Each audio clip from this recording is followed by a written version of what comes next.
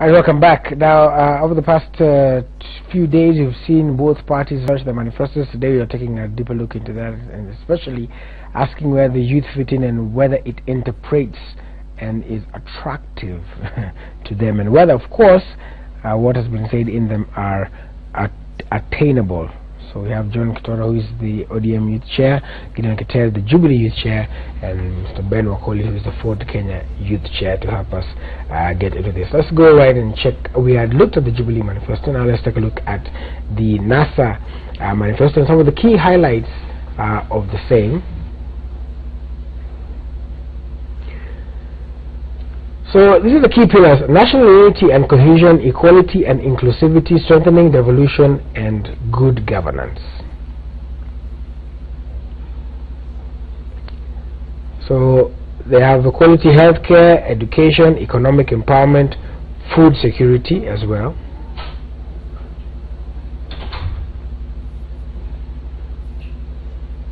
Then there's entrepreneurship and job creation, infrastructure development, energy, water and natural resources.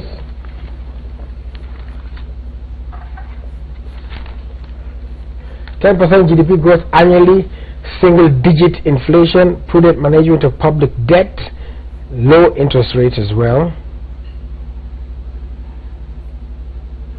Free medical care for all, resolve all industrial disputes, equip health centers in each ward, health workers for every 100 households. Healthcare importation and use of generic drugs, establish a health service authority, better pay facilities for doctors, pay and facilities. Then in terms of devolution, devolve 45% of the national revenue, provide for a hybrid executive system, transfer all devolved functions and funds, reorganize Kura, Kenha and water bodies as well. Food security and agriculture, devolve strategic food reserves, specific interventions for maize, sugar, tea, establish a National Food Security Council, introduce compulsory agricultural studies and cap some of that. Police reforms within 90 days, national police housing programs, and also redirect 43 billion to HD drone technology. On education, immediate free secondary education, devolve primary school education infrastructure, scrap the laptop project and build computer labs. Employ 20,000 teachers, interest-free help payable 18 months after graduation, 1 public university per county, 1 technical school per constituency. The infrastructure, construct Moyale, Mandera, Wajir, Garissa Road, high-speed commuter rail, concentrate on county and rural roads and construction of Likoni Bridge. Gender equity, gender mainstreaming, establish gender development fund, and act legislation on 2/3 gender rules. So that is the manifesto from NASA. We'll start with Kitora. Yeah, thank you, Willis.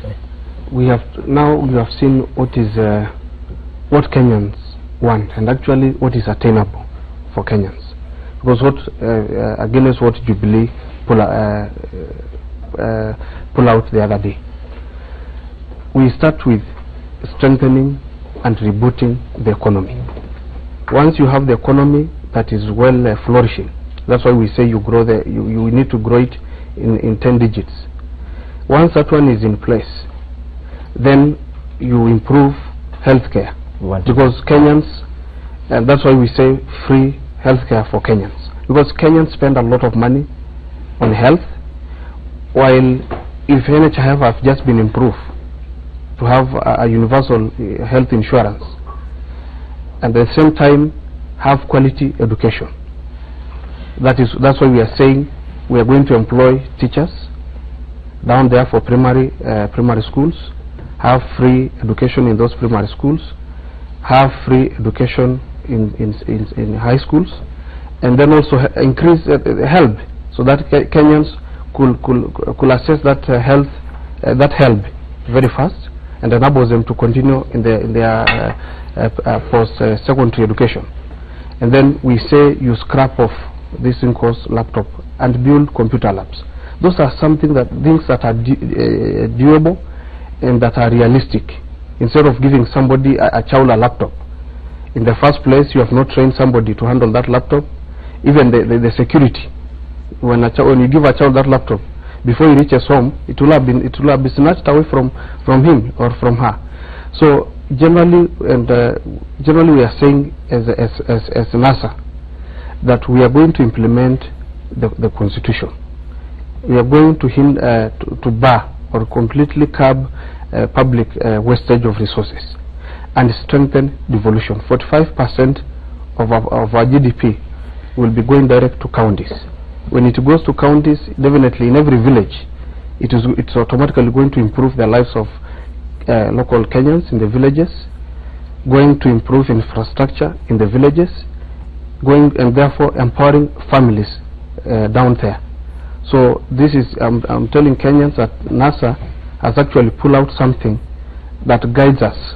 And then generally you know that being led by Raila Odinga, this is a man who has Kenyans at heart. We know how much he has struggled to bring this country where it is now. And definitely when he takes over the mantle of leadership, all these things that has been pulled out for Kenyans in this manifesto, they are going to be attained. When we say pulling out KDF, our soldiers in Somalia, actually we have no role we don't see the reasons why we are keeping our soldiers in Somalia, while we generally just need to secure borders. We don't have to go there and and have them there indefinitely. We should have come out with a time frame of when they are going to be there and when they are going to get out. When you see us saying that building houses and improving the lives of our police officers, you cannot have a police officer living in a Mabati house, and in that Mabati house you'll have two police officers sharing that house. You need to give them good housing, give them good pay, so that they get motivated.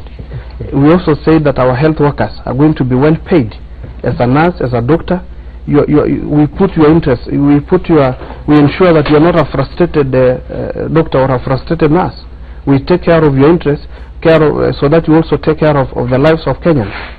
When you see us saying that teachers are going to be, their salaries are going to be increased, because we are generally targeted on improving the life of a Kenyan there in the village, and that's why we start. The question is, or the question we want to ask is, first of all, what I'm actually seeing from NASA is just putting together good English to make a statement and generalizing things by, for instance, you talk about Raila having Kenyans at heart. This is an old man, the oldest politician, who is running for presidential ticket, with a presidential ticket with an aim of improving Kenyans. Yet it is the same person we've seen him in the past participating in governance, but we fail to pick even one thing that he has actually done, and especially for the young people. In that manifesto, where are the young people? Why are you generalizing things? We want to see in details how you want to do it, because in the past, when you talk about corruption, fathers of corruptions are masquerading around NASA. If you talk about the maize scandal, it was with Raila Odinga.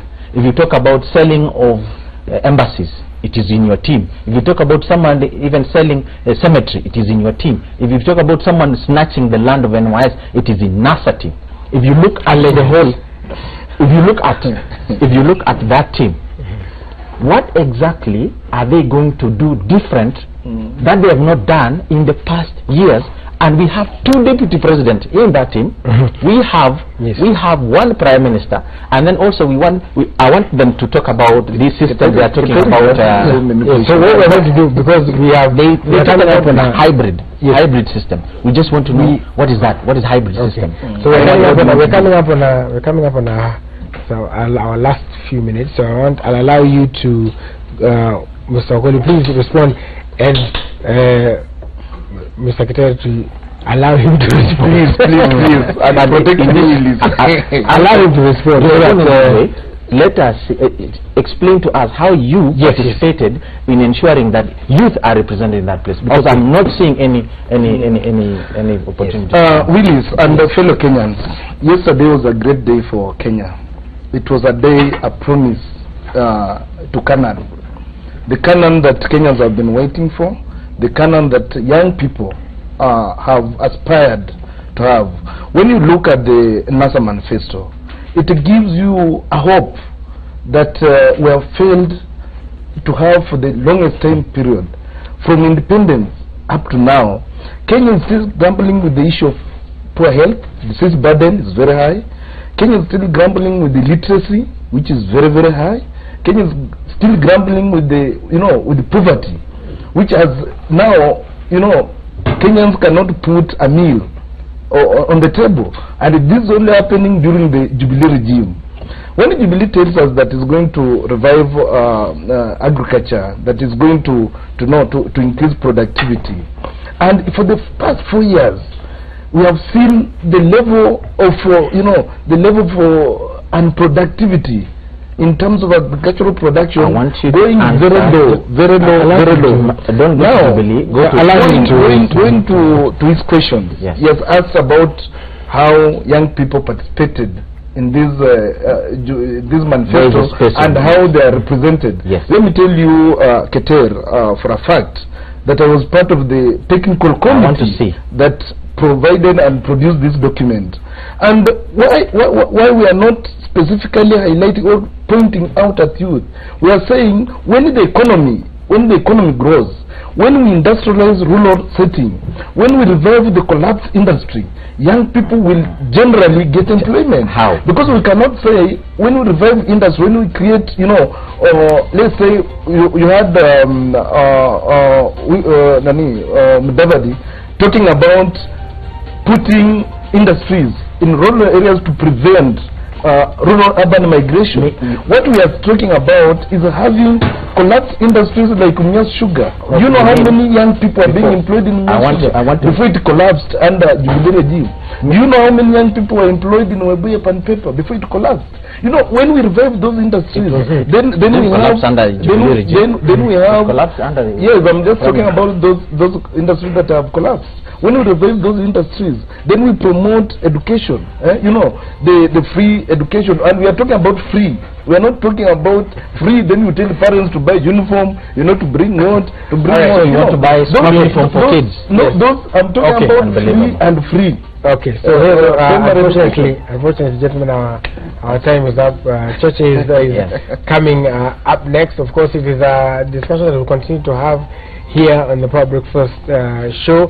Hopefully more and more, and also next week when we come back we'll pick up, because this is going to be an issue of discourse across the political divide from now until over the weekend, when the politics will be at high fever pitch. So we'll continue to discuss it more and more, but I'd like to say thank you, gentlemen, for coming. Cheche is up next. Udo Komimo